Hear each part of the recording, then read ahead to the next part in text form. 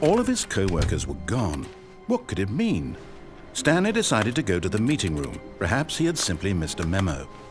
No matter how hard Stanley looked, Stanley went around touching every little thing in the office, but it didn't make a single difference, nor did it advance the story in any way.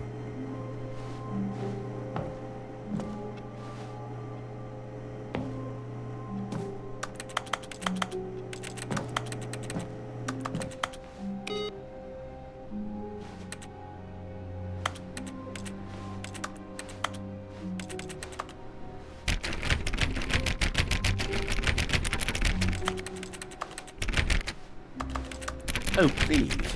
Are you really just doing this for the trophy? Click a door 5 times? Is that all you think a trophy is worth? No. I can't just give these merits away for such little effort. A measly 5 clicks? Now, suppose you were to click the door 20 times. I would say that's the kind of effort that warrants recognition.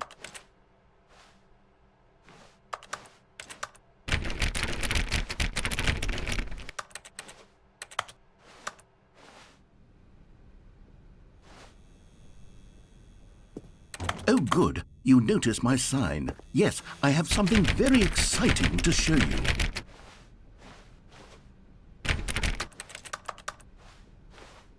When Stanley came to a set of 2 open doors, he entered the door on his left.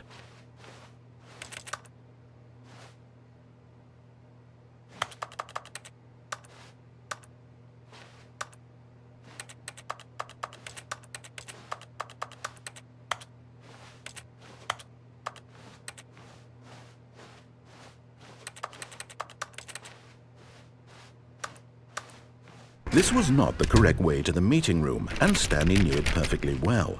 Perhaps he wanted to stop by the employee lounge first, just to admire it.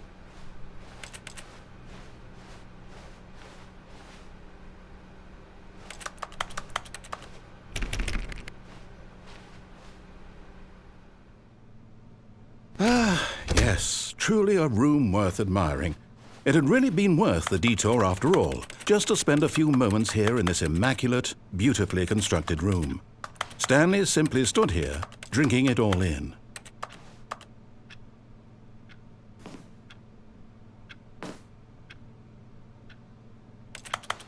Yes, really worth it being here in the room. A room so utterly captivating that even though all your co-workers have mysteriously vanished, here you sit looking at these chairs and some paintings. Really worth it.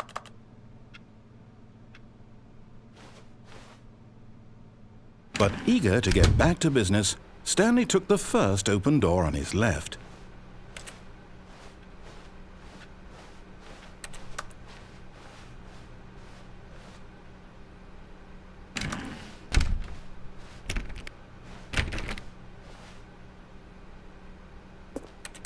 Stanley was so bad at following directions, it's incredible he wasn't fired years ago.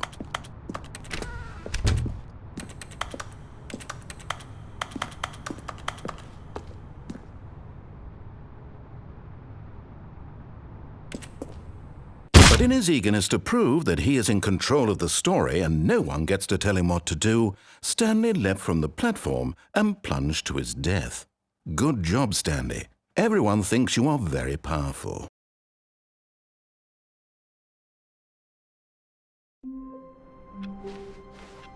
All of his co-workers were gone. What could it mean? Stanley decided to go to the meeting room. Perhaps he had simply missed a memo. Oh, good. You notice my sign. Yes, I have something very exciting to show you.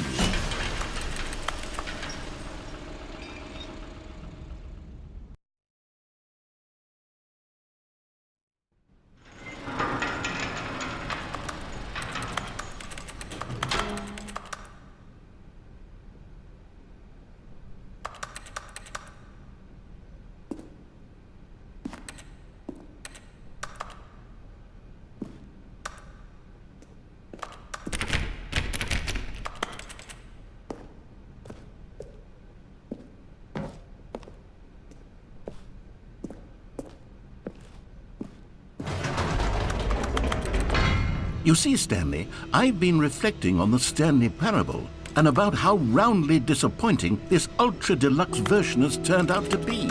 The original Stanley Parable was a landmark, and any new content for it should live up to that legacy. So forget this ultra deluxe nonsense. I say we take it one step even further. Which is why I'm very proud to announce for the first time ever, the Stanley Parable 2.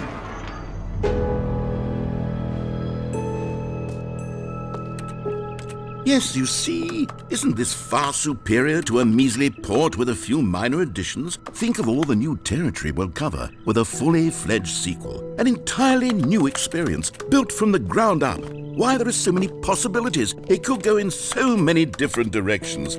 This is what fans have truly been asking for.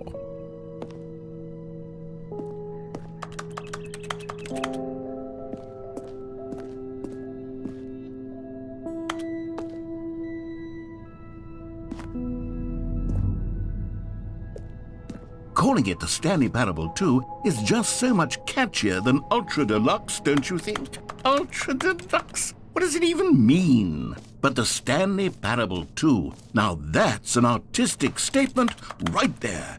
It's future-oriented. It screams progress and innovation and long-term franchising potential.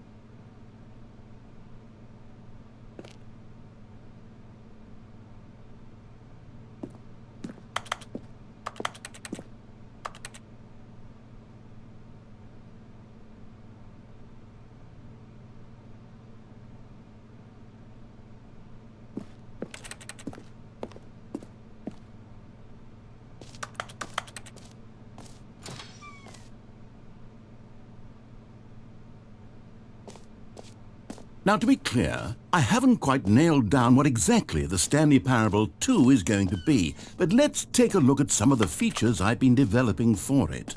I figure that if I can loosely organize a handful of interesting concepts, that surely the game will sort of naturally spring up around them. It'll all work itself out. Game development is much more of a fuzzy magic than anything scientific or logical, really.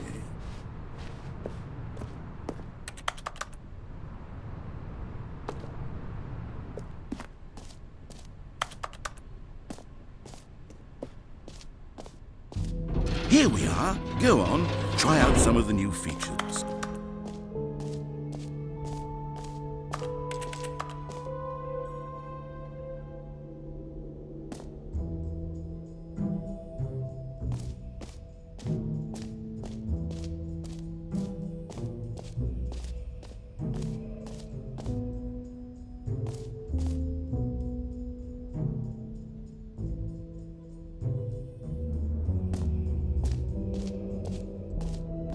For the Stanley Parable 2, I asked myself, what do players really want? And of course, the first and most obvious answer is that they want to be individually recognized and validated as people. So with that in mind, my first addition to the game is this button which speaks the name of the person playing the game. Isn't that wonderful?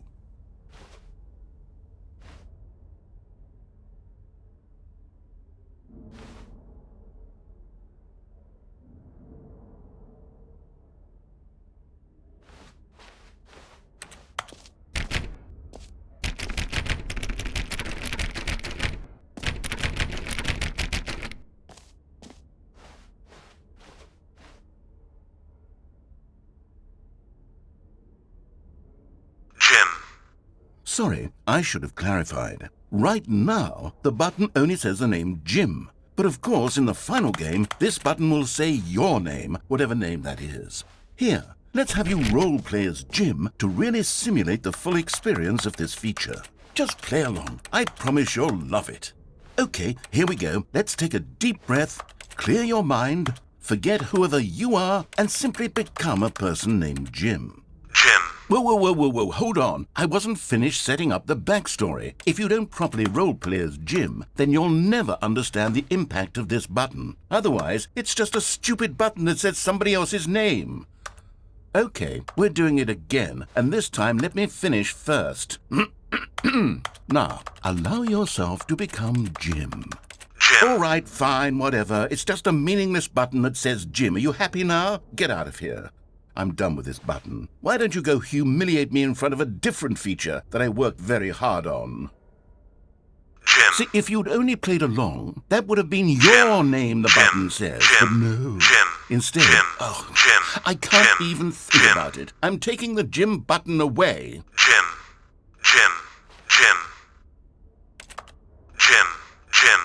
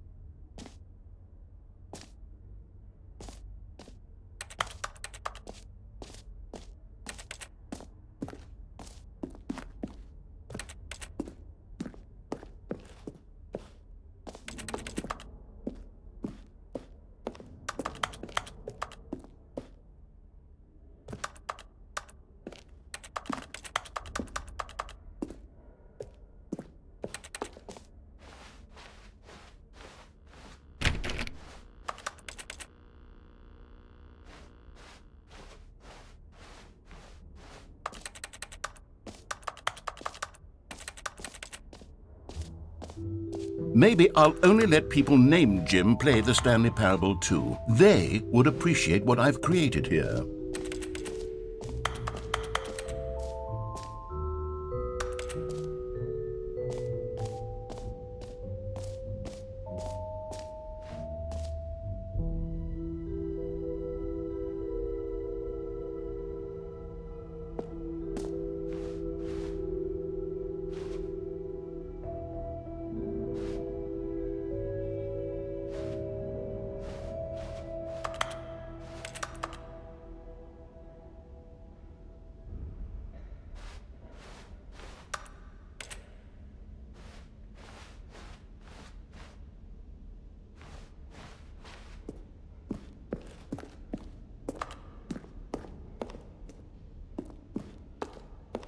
Oh, goodness. Stanley, this is very awkward. I hate to do this, but before you leave, you really should go to both the exhibits for the bucket and the collectibles. You see, there's a surprise I was going to spring on you later, and it involves both of them. And I really do hate to break the illusion, but it's important that you go see the collectibles and the bucket, okay? All right, I'll get out of your hair now. No? You're just going to ignore my advice? Fine. No fun new content for you, then. You're the one who's... So, Stanley, what do you think? Do you like all of the new features? Yes, I know it's not exactly clear yet how exactly these features will come together as one single coherent video game, but I can feel it in my soul. It's going to work. There's definitely a good game in there somewhere. Say, let's do an experiment. I'll arrange these new features together, and we'll see whether or not it coheres into a meaningful gameplay experience. Okay. Are you ready? Here it is. I give you the Stanley Parable 2.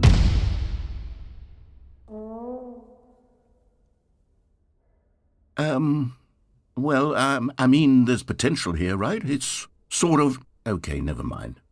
Hold on. Let me do a different arrangement.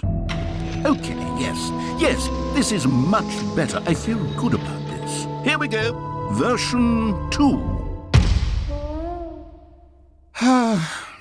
Who am I kidding, Stanley? This isn't a coherent video game at all. It's a lot of gags. And I do very much enjoy creating gags, but they don't add up to anything.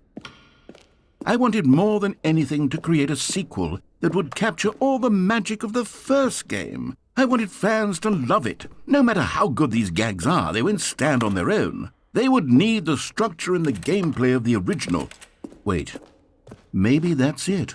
I can take the original Stanley Parable and simply, well, insert a few of my new features into it. Tastefully, of course. With respect. With care for the vision and integrity of the original game. Would it possibly work? I suppose it could. But it would need a really, really tremendous title screen. A title screen that says with bold and uncompromising conviction, "This is the Stanley Parable 2. Let me see if I can whip something up. All right, perfect. Go ahead. Take a look.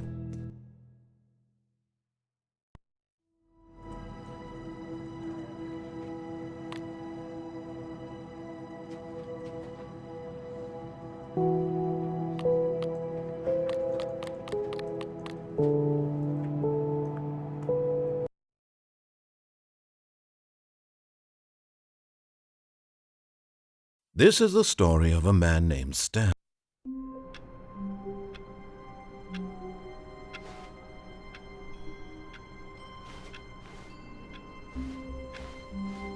All of his co-workers were gone. What could it mean? Stanley decided to go to the meeting room. Perhaps he had simply missed a memo.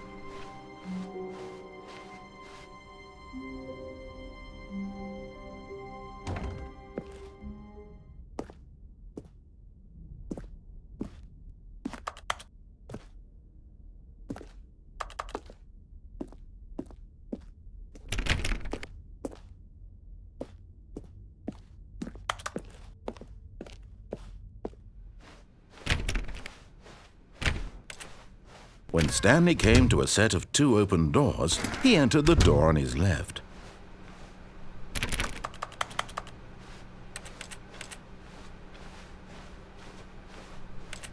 Yet there was not a single person here either. Feeling a wave of disbelief, Stanley decided to go up to his boss's office, hoping he might find an answer there.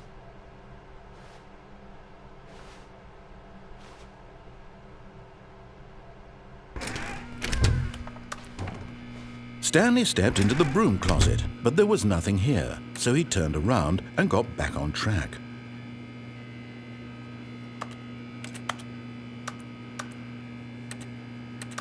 There was nothing here. No choice to make, no path to follow, just an empty broom closet. No reason to still be here.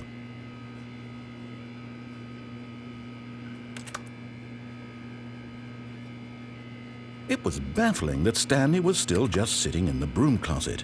He wasn't even doing anything. At least if there was something to interact with, he'd be justified in some way. As it is, he's literally just standing there doing sweet FA.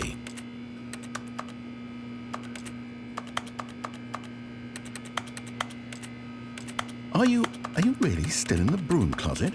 Standing around doing nothing? Why? Please offer me some explanation here. I'm genuinely confused.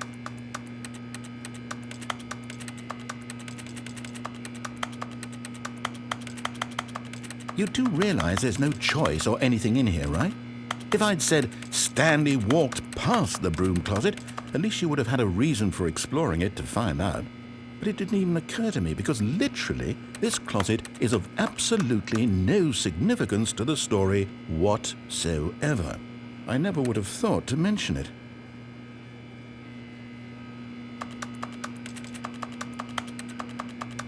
Maybe to you this is somehow its own branching path.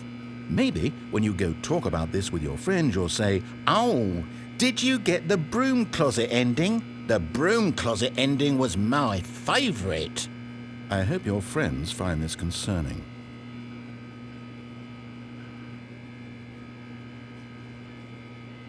Stanley was fat and ugly and really, really stupid. He probably only got the job because of a family connection. That's how stupid he is. That or with drug money. Also, Stanley is addicted to drugs and hookers.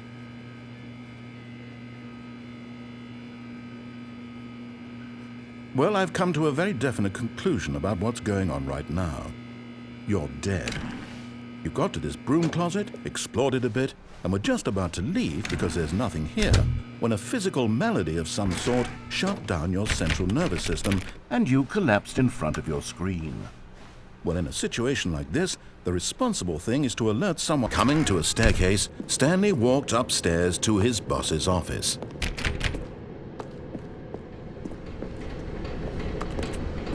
But Stanley just couldn't do it. He considered the possibility of facing his boss. Admitting he had left his post during work hours, he might be fired for that. And in such a competitive economy, why had he taken that risk? All because he believed everyone had vanished? His boss would think he was crazy. And then something occurred to Stanley. Maybe, he thought to himself, maybe I am crazy. All of my co-workers blinking mysteriously out of existence in a single moment for no reason at all? None of it made any logical sense. And as Stanley pondered this, he began to make other strange observations. For example, why couldn't he see his feet when he looked down? Why did doors close automatically behind him wherever he went? And for that matter, these rooms were starting to look pretty familiar. Were they simply repeating? No, Stanley said to himself, this is all too strange. This can't be real. And at last, he came to the conclusion that had been on the tip of his tongue. He just hadn't found the words for it. "I'm dreaming!" he yelled. "This is all a dream." Oh, what a relief Stanley felt to have finally found an answer, an explanation. His co-workers weren't actually gone. He wasn't going to lose his job. He wasn't crazy after all. And he thought to himself, I suppose I'll wake up soon. I'll have to go back to my boring real-life job pushing buttons. I may as well enjoy this while I'm still lucid. So, he imagined himself flying and began to gently float above the ground. Then he imagined himself soaring through space on a magical starfield, and it too appeared. It was so much fun, and Stanley marveled that he had still not woken up. How was he remaining so lucid? And then perhaps the strangest question of them all entered Stanley's head. One he was amazed he hadn't asked himself sooner. Why is there a voice in my head dictating everything that I'm doing and thinking? Now the voice was describing itself being considered by Stanley, who found it particularly strange. I'm dreaming about a voice describing me, thinking about how it's describing my thoughts, he thought. And while he thought it all very odd and wondered if this voice spoke to all people in their dreams, the truth was that, of course, this was not a dream. How could it be? Was Stanley simply deceiving himself, believing that if he's asleep, he doesn't have to take responsibility for himself? Stanley is as awake right now as he's ever been in his life. Now, hearing the voice speak these words was quite a shock to Stanley. After all, he knew for certain, beyond a doubt, that this was in fact a dream. Did the voice not see him float and make the magical stars just a moment ago? How else would the voice explain all that? This voice was a part of himself too. Surely, if he could just... He would prove it. He would prove that he was in control, that this was a dream. So he closed his eyes gently, and he invited himself to wake up. He felt the cool weight of the blanket on his skin, the press of the mattress on his back, the fresh air of a world outside this one. Let me wake up, he thought to himself. I'm through with this dream. I wish it to be over. Let me go back to my job. Let me continue pushing the buttons. Please, it's all I want.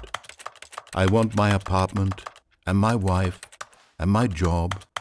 All I want is my life exactly the way it's always been. My life is normal. I am normal. Everything will be fine. I am okay.